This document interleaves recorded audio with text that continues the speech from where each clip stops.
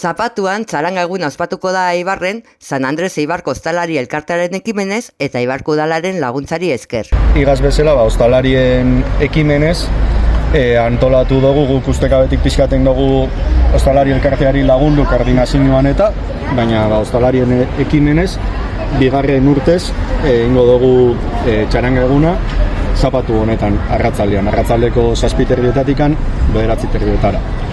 Orduan elkartuko gara lau txaranga, eta gu ustekabetaz aparte, Latuna Bando, Uka 03 eta Pasai txaranga etorriko gongo dira bai Eibarko kalietan. Jakitzeko, galarun batian, ostalarien ekimenez giro politxa gongo dela gure kalietan.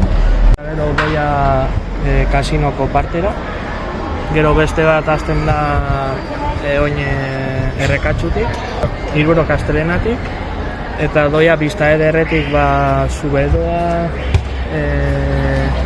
Beleko, geizten da mendik posterrera, eta gero banaka alde.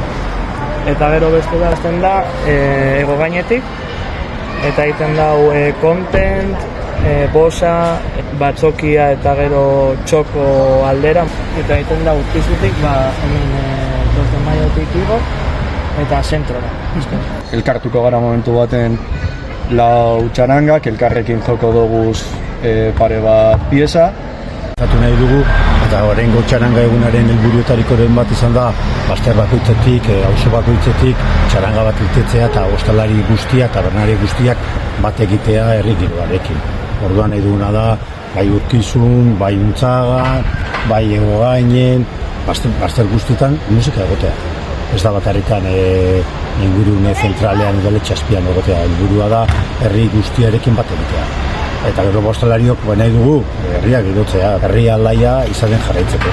Jatu naiz pizkat islatzen be, txarangan ematen dira zen egoera desberdinak, dantzan, etzako bez ez da txaranga izatea bakarrik musika jotzia, baizik eta horrek ematen duan giroa edo elkartasune eta hori behen nahi nuan isladatu